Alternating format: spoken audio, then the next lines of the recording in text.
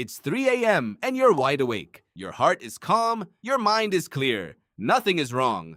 But you're convinced something is broken. You reach for your phone. You check the time.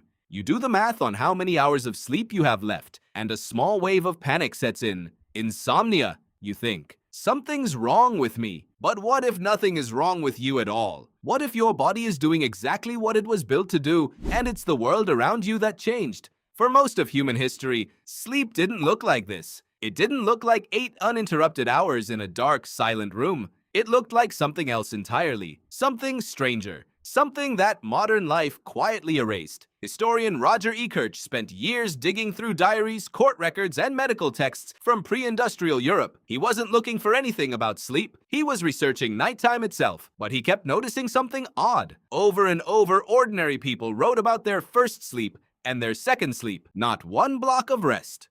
2. People would go to bed shortly after dusk. They'd sleep for 3 or 4 hours. Then they'd wake up. Not in distress, not tossing and turning. They'd simply be awake, in the middle of the night, for an hour or two. Some prayed, some talked with a spouse, some visited neighbors, some just lay in the dark thinking. Then, when the wakeful period passed, they'd drift into a second sleep that carried them until morning.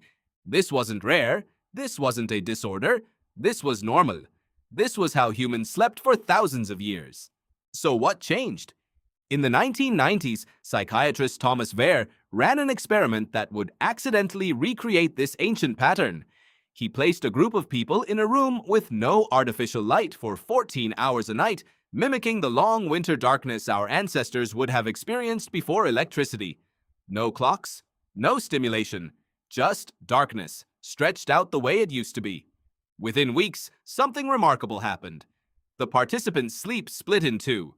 They'd doze for a few hours, wake for an hour or two of quiet stillness, then fall into a second sleep. Their bodies, freed from artificial light, reverted to the ancient rhythm Ekirch had found in the historical record. Your body still remembers this. It just rarely gets the chance to show you. Because somewhere along the way, light won. Before the candle, before the oil lamp, before the bulb, darkness was not optional. When the sun went down, the world went with it. There was no flipping a switch to hold it back. And in that darkness, the human brain did something specific with its rest. It split it, the way Wehr's subjects rediscovered, into 2 segments with a quiet gap in between. Some researchers believe that gap wasn't a flaw in the system. It may have served a purpose. Sleep researcher Charles Czeisler has spent decades studying circadian rhythms, the internal clock that governs when your body wants to be awake and when it wants to rest. He's shown again and again that this clock is exquisitely sensitive to light. A few minutes of bright light at the wrong time can shift it by hours. Your ancestors' clock ran on nothing but the sun and the fire. Steady, predictable, undisturbed. That predictability may explain the midnight waking. Some anthropologists suggest the wakeful gap was a kind of built-in safety check, a moment of alertness in the middle of the most vulnerable hours when a predator might approach, or a fire might need tending, or a group needed to stay loosely coordinated through the night. A species that slept too deeply, for too long, without pause, may not have survived as well as one that surfaced briefly to check on the world. Others believe it served a social and psychological function. That quiet hour of wakefulness may have been where humans processed the day, where they dreamed while half-conscious, where they talked, in low voices, about things that mattered. Some historians have noted that this liminal state, neither fully asleep nor fully awake, was even treated as a kind of sacred window, a time for reflection that the modern world simply doesn't offer anymore. Then came the light. Gas lamps arrived in cities. Streets that used to go black at dusk stayed lit long into the evening. Homes stayed bright long past sunset. And slowly, the wakeful gap between first and second sleep began to disappear from historical records. By the time electric light spread through the 20th century, the 2-part night had vanished almost entirely from cultural memory. Segmented sleep wasn't studied, it wasn't discussed, it was simply gone, replaced by a single unbroken block that we now treat as the only correct way to rest. Which means the 8-hour, lights out, straight through till morning sleep you've been chasing your whole life may not be the biological default at all.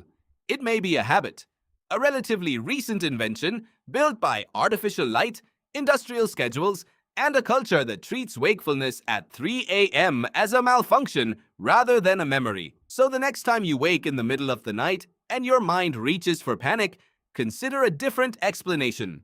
You are not broken. You are not failing at rest. You may simply be doing something your ancestors did every single night of their lives, surfacing briefly in the dark. Not because something is wrong, but because for most of human history, this is what a night's sleep actually looked like. Of course, this doesn't mean modern insomnia isn't real, or that chronic sleep disruption isn't worth addressing. Stress, screens, caffeine, and irregular schedules can absolutely damage sleep quality in ways your ancestors never had to deal with. Zeisler's research is clear that consistent light exposure and disrupted circadian rhythms carry real costs for health and cognition. This isn't a suggestion to abandon good sleep habits, but it is a reminder that the story you've been told about sleep, that it must be one unbroken block or else something has gone wrong, isn't the full picture. It's a modern assumption dressed up as a biological law. Somewhere in your genes is a rhythm older than the light bulb, older than the clock, older than the idea that a night's rest has to be flawless and uninterrupted to count. For most of the time, humans have existed. Waking in the dark wasn't a symptom. It was simply part of the night, one half of a rhythm your ancestors never questioned. So tonight, when you wake at 3 a.m. and the room is quiet and your mind is calm, maybe don't reach for your phone. Maybe just lie there, in the dark, the way they did. You might find that you're not fighting your body at all. You might find that, for the first time in a long time, you're finally listening to it.